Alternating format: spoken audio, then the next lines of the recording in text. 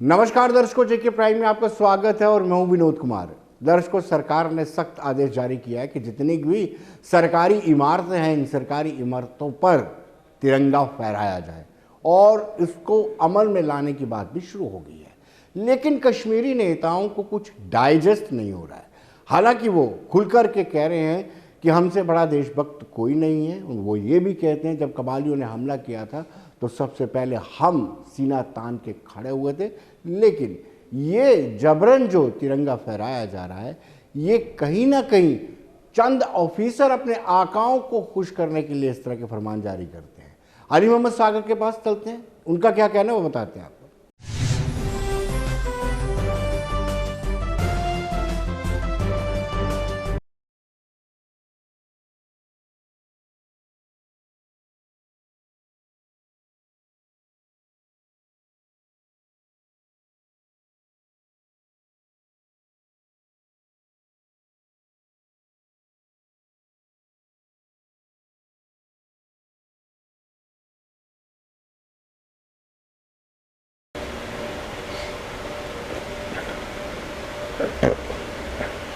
हाँ जी पंडित जी, ये कर लेता तो हाँ जरा कर रहे थे दो कि अपनी प्रोसीजर्स हैं, रूल्स हैं, कस्टम्स हैं, प्रेसिडेंट्स हैं, वो उनको तितर-बितर कर रहे हैं। बाकी कौमी झंडे के खिलाफ कोई नहीं है। तो मुझे नहीं लगता है कि किसी बिल्डिंग पे झंडा चढ़ाने से कुछ हम जो हमारा खोया हुआ है वो वापस लेंगे। कौमी झंडा की इज्जत दिल से होनी चाहिए। वो तमाम मुल्क में उसके एक प्रेसिडेंट्स है कि कहाँ जहाँ उसका एहतराम हो, उसकी सैंक्टिटी रहे, उन जगहों पे हो। आप हर बिल्डिंग पर, हर नुक्कड़ पर लगाएंगे तो मुझे लगता है वो उनका फैसला है।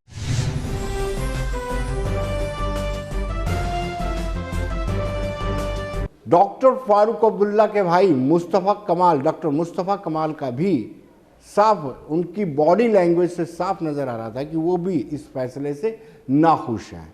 उनका कहना है कि तिरंगे का सम्मान पहले भी करते रहे हैं, आगे भी करते रहेंगे, लेकिन जो कुछ लोग अपने आकाओं को खुश करने का प्रयास कर रहे हैं वो पूरी तरह से गलत है।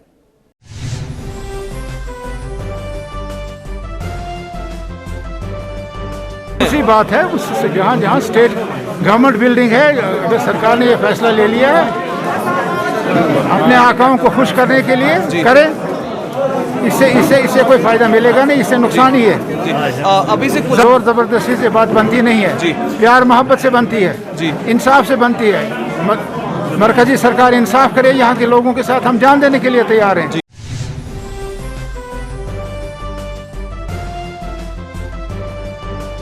दर्शकों, पीडीपी के chief spokes person Sohail Bukhari, उनका कहना है कि पहले झंडे इसलिए गाड़े जाते थे जब किसी को फतेह किया जाता था, उसके बाद वहां पर झंडा लगाया जाता था। यहाँ पर फतेह करने वाली ऐसी कोई बात नहीं है। पहले भी तिरंगे का सम्मान होता रहा है, अब भी तिरंगे का सम्मान होता रहा है, लेकिन तरीका कुछ ठीक नहीं है। दिलों से जब तिरंगे का सम्मान लोग करेंगे तभी सम्मान मिलेगा, ये तरीका बिल्कुल भी ठीक नहीं है।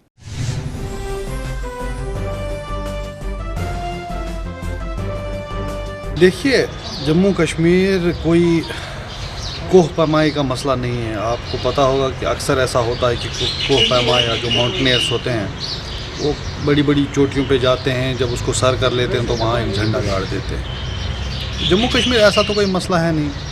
ये भी नहीं है कि आज से पहले यहाँ तिरंगा झंडा जो है सरकारी बिल्डिंगों पे नहीं था। अगर इससे मतलब ये है कि आप ये कहना चाहते हैं कि जी जम्मू कश्मीर इंटीग्रेट हो गया, जैसे कि एक नैरेटिव बनाने की कोशिश की गई, तो उसके लिए समझना पड़ेगा कि बिल्डिंगें और ज़मीन जो है वो इंटीग्रेशन नहीं लाती। इंटीग्रेशन लाएंगे लोगों के दिल। जब लोग के ऐसे महसूस करें कि दिल से वो इंटीग्रेट हो रहे हैं, वो असल बात है।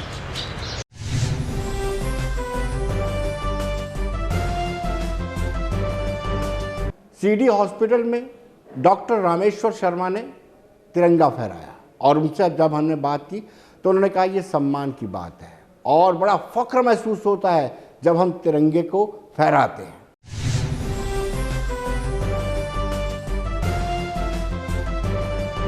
बिल्कुल जी, ये लगाना चाहिए, ये हमारे राष्ट्र का गौरव है।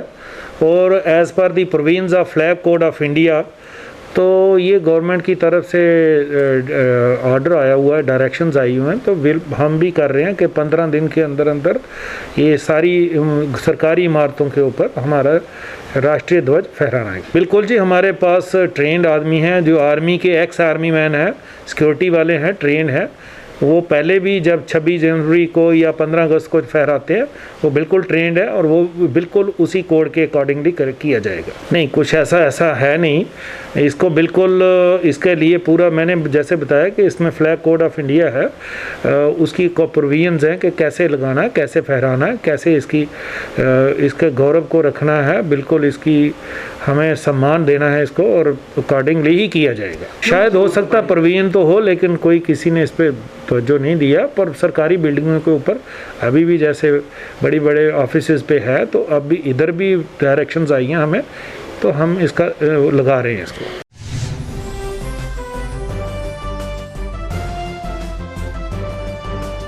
दर्शकों, अब हम बात करेंगे प्रदेश कांग्रेस की। तो प्रदेश कांग्रेस में सब कुछ ठीक नहीं चल रहा है। आज़ाद गुट, मीर गुट दोनों ही आपस में भिड़ते नजर आ रहे हैं। आज गुलाम नबी आज़ाद के गुट ने अलहदा से एक मीटिंग की और इस मीटिंग में यह फैसला लिया गया कि जब तक उस आदमी के खिलाफ, उस नेता के खिलाफ कार्रवाई नहीं होती है जिस नेता ने आज़ाद के खिलाफ प्रदर्शन किया, पुतला फूका, तब तक वो कांग्रेस मुख्यालय में नहीं जाएंगे। कल से वो आगाज़ करेंगे जोड़ियां से, जहां पर पूर्व उप मुख्यमंत्री ताराचंद की कॉन्स्टिट्यूंसी रही है, और वहां वो पहली मीटिंग करेंगे। और उसके बाद बिलावर में, यहाँ पर हम आपको पहले भी बताते रहे, डॉक्टर मनोहर लाल बड़े करीबी हैं गुलाम नबी आज़ाद के। उन्होंने जब जिला कठुआ में मीटिंग हुई थी कांग्रेस की, जिसमें रजनी पाटिल भी मौजूद थे, उस मीटिंग में जाना भी उचित नहीं समझा था। आइए देखते हैं क्या कहना है उनका।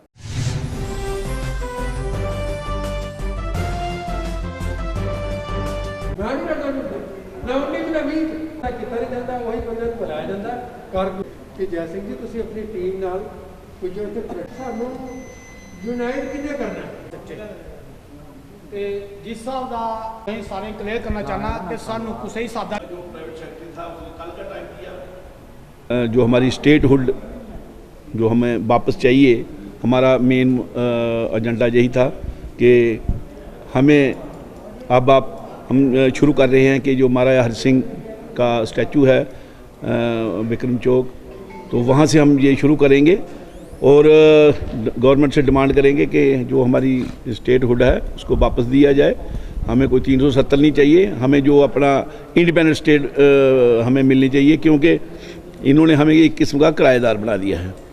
और दूसरा हमारा ये है कि जो कांग्रेस का हमारा दिनों दिन ग्राफ गिर रहा है, तो उसी सिलसिले में हम कल से अखनूर खोड़ से हम ये शुरू कर रहे हैं, जिसके हमारे डिप्टी सीएम साहब वहाँ पर एक बहुत बड़ा मीटिंग जुलूस कर रहे हैं। उसके बाद हमारा बिलावर में है, उसके बाद किश्तवाड़ में है, ऐसे डिस्ट्रिक्ट हेडक्वार्टर में हैं। तो हमारे जो यहाँ पे जो हमारे सीनियर लीडर्स हैं, तो उनको हमें ये इकट्ठा किया है कि जो वहाँ जा सकता है वहाँ पर जाएं डिस्ट्रिक्ट हेडक्वार्टर में। और पूरा जो आज आप देख ही रहे हैं कि जैसे CISF का जो चल रहा है, गवर्नमेंट ने आज तक उनकी डिमांड नहीं मानी है, 2 महीने उनको हो गए हैं। हमारे कारपोरेटर भी वहाँ गए थे, तो हम उनका भी पूरा साथ देंगे। जो PHE के वर्कर हैं, जहाँ जो बाकी वाले डेली वेजर हैं, तो आपने देखा ही है कि जब आज़ाद साहब जहाँ पर आए थे 20,000 के करीब जहाँ पर लोगों ने पार्टिसिपेट किया था। लोग अब कांग्रेस की तरफ रुख कर रहे हैं, क्योंकि जो अब जहाँ पर जो महंगाई इतनी बड़ी हो गई है, जो महंगाई का जो नाम जो पेट्रोल देखिए आज कहाँ 100 के करीब पहुँच रहा है। लेकिन हम चाहते हैं कि जो हमारे लोग कांग्रेस के साथ जुड़ना चाहते हैं वो कांग्रेस में आए, और हम कल से ही विरोध प्रदर्शन शुरू करेंगे।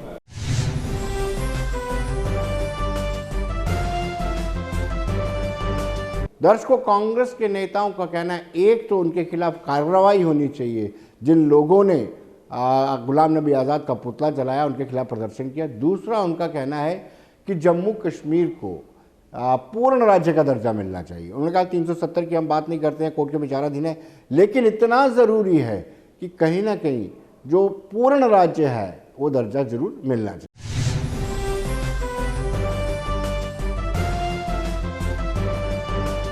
स्टेटहुड की जो डिमांड है हमारी सबसे पहले है, क्योंकि स्टेटहुड की वजह से हमारे जम्मू कश्मीर के अंदर जितनी प्रॉब्लम्स आ रही हैं, चाहे वो किसी भी विंग में आप देख लें, जो BSF CISF के बच्चे प्रोटेस्ट कर रहे हैं। आज छात्र वर्ग जो है, कल आप देख सकते हैं कि परेड कॉलेज की लड़कियों ने प्रोटेस्ट किया, जो छात्र वर्ग है वो प्रोटेस्ट कर रहा है, PHE के डेली वेजर्स प्रोटेस्ट कर रहे हैं। हर एक जम्मू शहर जो है प्रदर्शनों का शहर बनता जा रहा है। इसको बचाते हुए जो हमारा मंदिरों का शहर है, हमारी डोगरों की जो पहचान है, हमारी डोगरा विरासत जो है, इसको बचाने के लिए स्टेटहुड जो है वो हमें वापस लानी बड़ी ज़रूरी है। और आज जो हमने ये निर्णय किया है कि अब इस स्टेटहुड की जो डिमांड को हम डिस्ट्रिक्ट वाइज लेकर जाएंगे, जम्मू से लेकर पुंछ तक, और पुंछ से जम्मू से लेकर हमारा उधमपुर तक, बनिहाल तक जो है ये प्रोग्राम चलते रहेंगे, और चुनाव वैली में भी हम ये प्रोग्राम करवाएंगे। क्योंकि स्टेटहुड जब तक हमें वापस नहीं मिलेगी, मैं समझूंगा कि जम्मू वालों का तब तक बेड़ा पार नहीं हो सकता, जब तक हमारे महाराजा, हमारे हरि सिंह जी, महाराजा गुलाब सिंह जी की जो शान है, और ख़ासकर की डोगरों की जो खंड मिठे लोग डोगरों की जो शान है, जो हमारी पगड़ी है, वो हमें तब तक वापस नहीं मिलेगी जब तक हमें स्टेटहुड नहीं आएगा।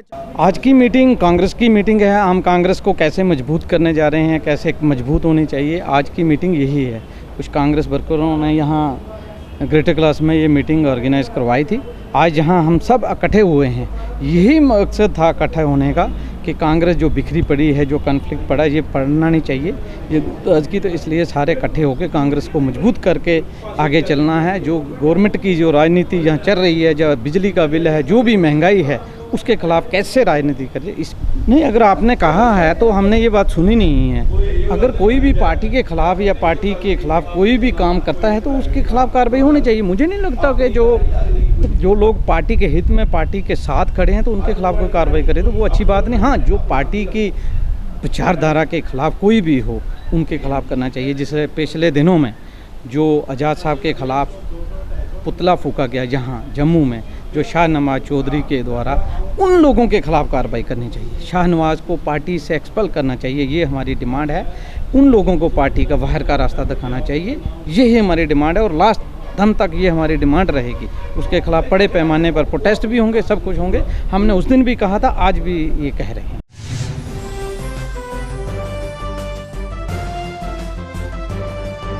दर्शकों, फोन लाइन पर हमारे साथ सीधे हमारे सीनियर सहयोगी, senior news editor Syed Tajammul हमारे साथ जुड़ चुके हैं। सैयद तजम्मुल, आपका स्वागत है। और ऐसा देखा जा रहा है कि प्रदेश कांग्रेस में सब कुछ ठीक नहीं है। आज जम्मू में आज़ाद गुट के नेताओं ने बैठक की और उन नेताओं ने कहा है कि अगर उनके खिलाफ कार्रवाई नहीं होती है, जिन्होंने गुलाम नबी आज़ाद का पुतला फूका, जिन्होंने गुलाम नबी आज़ाद के खिलाफ प्रदर्शन किया, वो कांग्रेस के मुख्यालय में नहीं जाएंगे। दूसरी ओर तारिक हमीद करा पर भी थोड़ी सी मेहरबानी शीर्ष नेतृत्व यानी हाईकमान कर रही, क्या कहेंगे आप? विनोद जी, कल आपको याद होगा कि गुलिस्तान न्यूज नेटवर्क ने सबसे पहले बड़ी खबर ब्रेक की जब फॉर्मर फाइनेंस मिनिस्टर और PDP के फॉर्मर नेता जब कांग्रेस पार्टी में शामिल हुए, उन्होंने बहुत कुछ दाव पे लगाया था और मेंबर पार्लियामेंट का इफ्तिखार हासिल होने के बाद उन्होंने डॉक्टर अब्दुल्ला को हराया और उसके बाद एक अच्छे माहौल में पहुंच गए थे। लेकिन बाद में कांग्रेस पार्टी ने फौरी तौर पर उस वक्त गुलाम नबी आज़ाद और बाकी लीडरान से मिलकर अभी तक तारक हमीद करा को रहमो करम पर ही छोड़ा। कांग्रेस वर्किंग कमेटी जिसमें पी चिदम्बरम, डॉक्टर मनमोहन सिंह, राहुल गांधी और सीनियर लीडरान मौजूद हैं, AK एंथोनी वगैरह, और उसके बावजूद भी तारक हमीद करा को जम्मू कश्मीर में, ना ही जम्मू में ना ही कश्मीर में किसी बड़ी जनसभा में देखा। हालांकि कश्मीर कमेटी के लिए जो बड़ी एक चुनौती थी जिसमें डॉक्टर सिंह, पी चिदम्बरम लद्दाख और जम्मू कश्मीर का दौरा कर चुके हैं, डॉक्टर मनमोहन सिंह की हिदायत पर तारक हमीद करा ने कुछ सियासी सरगर्मियां शुरू की थी, बाद में बिल्कुल नजरअंदाज किया गया। और कल जब हमने खबर ब्रेक की कि तारक हमीद करा को फौरी तौर पर अब 10 जनपद नई दिल्ली बुलाया गया, जहां पर सोनिया गांधी, राहुल गांधी और सीनियर क़यादत से अलग अलग मुलाकातों का भी सिलसिला है।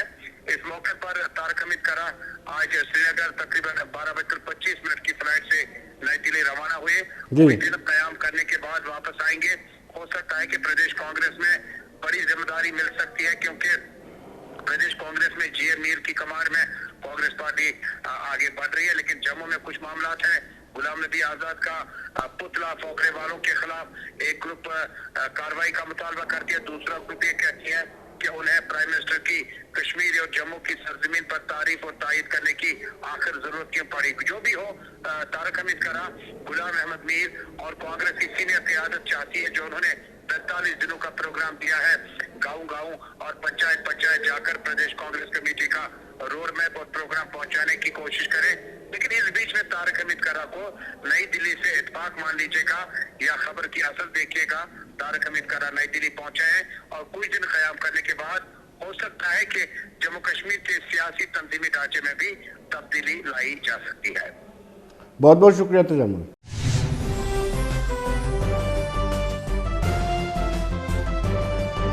दर्शकों, गेहूं की फसल पक चुकी है और अमूमन हम देखते हैं कि हर साल इस फसल को आग लग जाती है। बड़ा चिंता का विषय है, लेकिन ये सालाना इजलास बन गया है। हम इसको रोकने में कहीं ना कहीं नाकाम रहते हैं। दमकल विभाग अपनी दलीलें देता है, किसान अपनी दलीलें देते हैं और पीडीडी महकमा अपनी दलील देता है, लेकिन सच्चाई ये है किसानों को नुकसान होता है और ये हर साल नुकसान होता है और हम इसको रोक नहीं पा रहे। हमने किसानों से जब बातचीत की तो उनका ये कहना है कि स्पार्क लगने से होता है, कोई सिगरेट बीड़ी पीता है उससे होता है, लेकिन इसका मुआवजा उनको कुछ नहीं मिल पाता है। दूसरी ओर उनका ये भी कहना है कि फायर टेंडर एक गाड़ी होती है, एटलीस्ट 2-2 गाड़ियाँ होनी चाहिए, क्योंकि ये थोड़ा सा स्पैन होता है कटिंग के दौरान जब कटाई की जाती है। इस स्पैन में ज़्यादा से ज़्यादा हिदायतें बरती जानी चाहिए।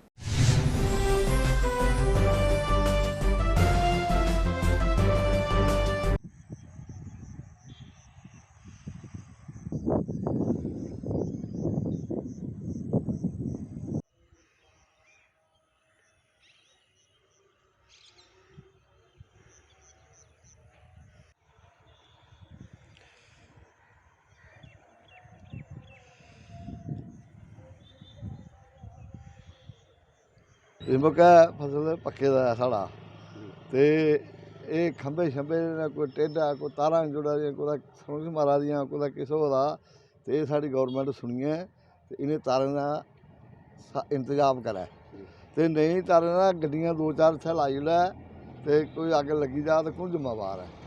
ਗੱਡੀਆਂ 2-4 ਹੋਣ ਤੇ ਚਲੋ ਬੰਦਾ ਉਧਰ ਦੌੜ ਭੱਜੀ ਆ ਬੁਝਾਈ ਲੈਂਦਾ ਥੋੜੀ ਬਹੁਤੀ ਤੇ ਬਾਕੀ ਭਾਈ ਗਵਰਨਮੈਂਟ ਕਰਦੀ ਕੱਖ ਨਹੀਂ। ਇਹ ਦੇਖੋ ਇੰਨਾ ਗਰਾਂ ਇੰਨਾ ਮੁਲਕ ਹੈ ਤੇ ਗੱਡੀ ਇੱਕ ਲਾਈ ਉੜਦੇ ਨੇ ਤੇ ਉਹ ਜੇ ਦੋ ਜਗ੍ਹਾ ਅੱਗ ਲੱਗੀ ਜਾਂਦੀ 3 ਜਗ੍ਹਾ ਲੱਗੀ ਜਾਂਦੀ ਤਾਂ ਕੀ ਕਰੇ ਗੱਡੀ। ਉਹਦੇ ਵਿੱਚ ਇਹ ਆ ਬਈ ਗੱਡੀਆਂ ਸਾਨੂੰ 2-4 ਮਹੀਨੇ 2 ਮਹੀਨੇ ਚਾਹੀਦੀਆਂ ਨੇ। ਜ਼ਿਮੀਦਾਰਾਂ ਨਾਲ ਥੋੜਾ ਸਹੂਲਤ ਹੋਣੀ ਚਾਹੀਦੀ ਹੈ। ਕਣਕ ਪੱਕਣੇ ਪਰ ਕਣਕ ਪੱਕੀ ਪਈ ਹੈ ਜੀ, ਪੱਕਣੇ ਵਿੱਚ ਪੱਕੀ ਪਈ ਹੈ ਸਮਝੋ ਉਰਦਾ ਹਿੰਦ ਨੇ ਬਿਲਕੁਲ ਟਨ ਹੋ ਹੀ ਜਾਣੀ ਹੈ। ਬਿਜਲੀ ਡਿਪਾਰਟਮੈਂਟ ਵਾਲੇ ਨੇ ਜਿਹੜੇ ਖੰਭੇ ਟੇਢੇ ਨੇ ਉਹਦਾ ਤਾਰਾਂ ਜੋੜਾਂ ਦੀਆਂ ਉਹਦਾ ਕਿਸ਼ੋ ਵਾਲਾ ਕਿਉਂਕਿ ਮਾਰਾ ਦੀਆਂ ਤਾਂ ਇਹਦਾ ਡਰ ਕੇ ਲਾਉਂਦਾ ਮੋਟਰਾਂ ਲੱਗੀ ਦੀਆਂ ਥਾਂ ਥਾਂ ਤੇ ਮੋਟਰ ਨੂੰ ਕੋਈ ਮੋਟਰਾਂ ਦੀ ਤਾਰ ਮਾਰ ਨਹੀਂ ਛੜੀ ਜਾਂਦੀ ਉਹਦੇ ਨਾਲ ਵੀ ਹੋ ਸਕਦਾ। ਤੇ ਦੇਖਣਾ ਚਾਹੀਦਾ ਆ ਸਰਕਾਰ ਕੀ ਆਖਣਾ ਚਾਹੁੰਦਾ ਹੈ ਵੀ ਗੱਡੀਆਂ 5-4 ਲਾਉਣੀਆਂ ਚਾਹੀਦੀਆਂ ਨੇ, ਘੱਟ ਕੋਲ ਘੱਟ 4 ਗੱਡੀਆਂ ਲੱਗਣੀਆਂ ਚਾਹੀਦੀਆਂ ਨੇ ਪਾਣੀ ਵਾਲੀਆਂ ਫਿਰ ਬੈਠਣੀਆਂ ਬਈ ਇਹਦੇ ਵਿੱਚ ਜੇ ਕੋਈ ਲੋੜ ਹੋਵੇ ਤਾਂ ਬੰਦਾ ਬੁਲਾ ਹੀ ਲੈਂਦਾ।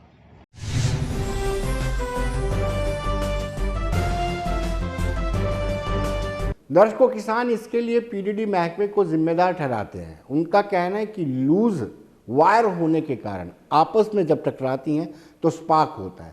स्पार्क होने के कारण वो आग में तब्दील हो जाता है। जब आग में तब्दील हो जाता है तो फायर टेंडर को बुलाने के लिए समय लग जाता है और कहीं ना कहीं फायर दमकल विभाग की गाड़ियों की भी कमी है, जिसके चलते वक्त रहते फसल को नहीं बचाया जाता।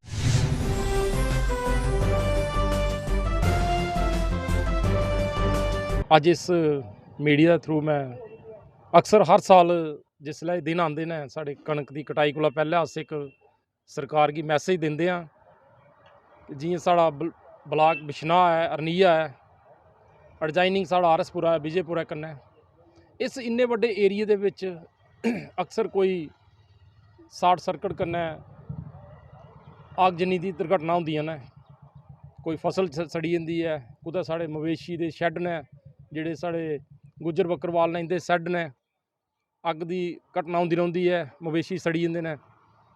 ते हर साल अस मीडिया दे थ्रू एक गौरमेंट अग्गें गुजारिश करने आं कि एह् जेह्ड़े दिन आंदे ने इनें दिनें साढ़ी फायर ब्रिगेड दी जेह्ड़ी सर्विस है वो थोड़ी एक्टिव करिए, और जेह्ड़ी एक सर्विस है साढ़े कोल एक गड्डी है बिश्नाह कांस्टिट्यूंसी दे विच, इनेंगी 4 करिए क्वांटिटी बधाइए और 15 दिन के 20 दिन वास्ते सानू ये सर्विस जिहड़ी है चाहिदी है।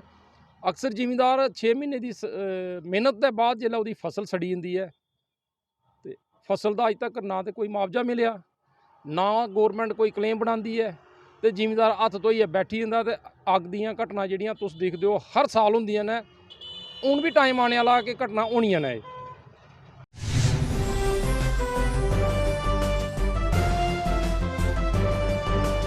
दर्शकों, दमकल विभाग के अधिकारियों से जब हमने बातचीत की तो उनका ये कहना था कि इस बार हिदायत बरती जा रही है और प्रिकॉशन लेते हुए एक की जगह 2-2 गाड़ियां रखी जा रही हैं। कोशिश की जाएगी कि जो एक स्पैन रहता है जिसमें आग की ज़्यादा आशंकाएं बड़ी रहती हैं, उन स्पैन में ज़्यादा से ज़्यादा दमकल विभाग की गाड़ियों को सुनिश्चित किया जाए।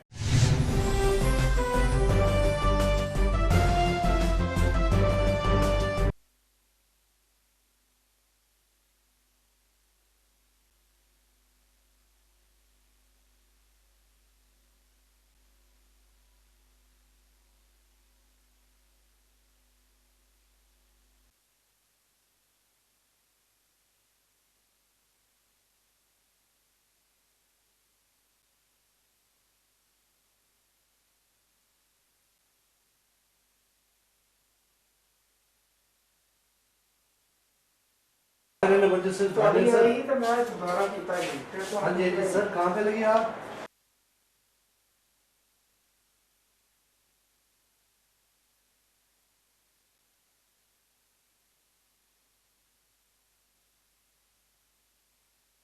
इस बार हमने हर साल ही हम तैयारी करते हैं, मगर जहाँ जहाँ ये किसानों का एरिया है, जैसे आरसपुरा हो गया, रामगढ़ साइड हो गया, चनौर हो गया, चनौर फार्म हो गया, परवाल हो गया, फिर खोड़ हो गया, जहाँ जहाँ हमारे स्टेशन कम हैं उस जगह हम एडवांस में ही 1 महीना एडवांस, जैसे फसल पक जाती है तो हम एक गाड़ी उधर एडवांस में भेज देते हैं।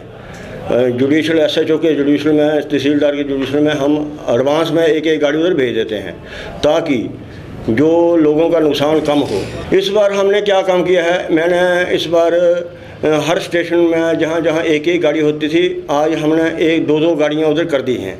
तो हमारी यही कोशिश है कि हम जल्दी से जल्दी आग पर काबू पाएँ और लोगों का कम से कम नुकसान हो।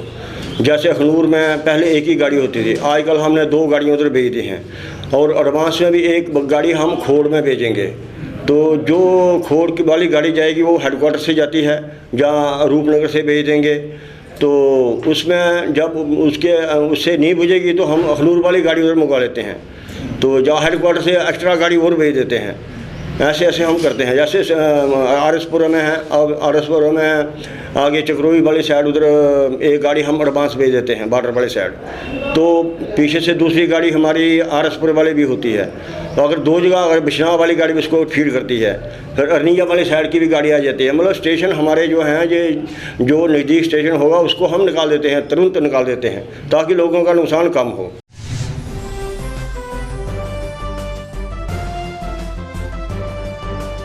जब हमने कृषि निदेशक से बातचीत की तो कृषि निदेशक का ये तर्क था कि किसानों को अपने विवेक का इस्तेमाल करना चाहिए। अपने विवेक का इस्तेमाल का मतलब है कि जहाँ जहाँ उनको लगता है कि ट्रांसफार्मर्स हैं, जहाँ जहाँ लगता है कि वायर लूज है, पहले वहाँ से कटाई शुरू करनी चाहिए। और उनका ये कहना है कि आग जब लगती है तो तब मुआवजा नहीं मिलता।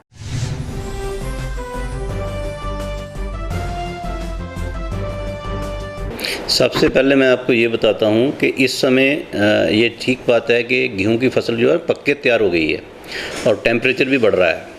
और पीछे जो हमारा एक्सपीरियंस है कि कई बार एक्सीडेंटल फायर के चांसेस देखने में आते हैं।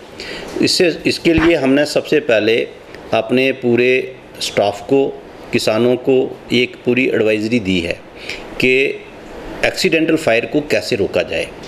यहाँ पर ट्रांसफार्मर लगा होता है, तारें ढीली हैं, तो हम किसानों को ये कहते हैं कि उस एरिए की फसल पहले काट लो। सबसे पहले जो फसल काटनी है, जहाँ से आग लगने का चांस है, जैसे ट्रांसफार्मर के आगे पीछे की फसल है, उसको काट दो। जब हम उसके आगे पीछे की फसल काट देंगे तो जो अगर शॉर्ट सर्किट होता भी है तो उसके लिए वो मटीरियल नहीं मिलेगा जलने के लिए, तो बाकी वाली फसल जो है बच जाएगी। ऐसे ही कुछ खेतों में जो तारें, जो HT वायर्स जो हैं, हाई टेंशन वायर्स गुजरती हैं कुछ खेतों से, अगर वो ढीली हैं और सैगिंग हो रही है, झुकी हुई हैं, तो वहाँ से भी उन खेतों के ऊपर से जो अगर नीचे जो फसल लगी है वो पहले काट देनी चाहिए।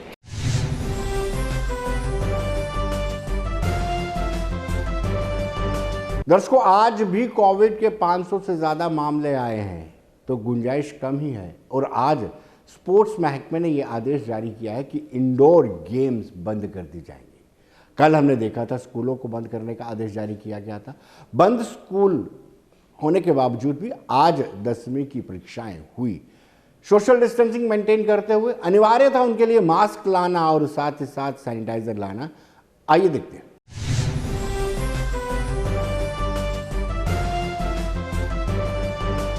केसेस तो डेफिनेटली बढ़े हुए हैं।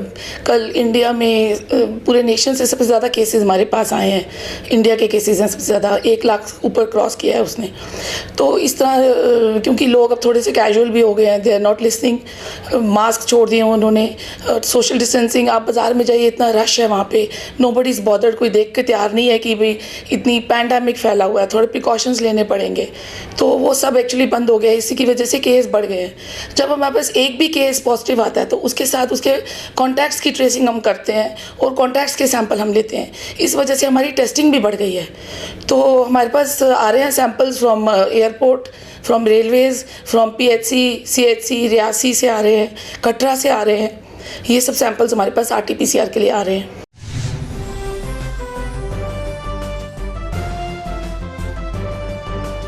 तो दर्शकों, बने रहिए देश दुनिया की खबरों के लिए और मुझे दीजिए इजाजत। नमस्कार।